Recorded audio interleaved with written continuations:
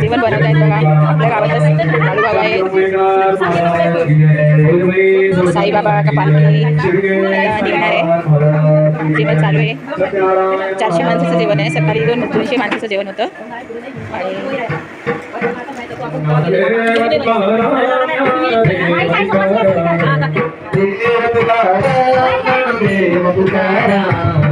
पनीरची भाजी आहे आणि वरण भात आणि पापड लोणचं.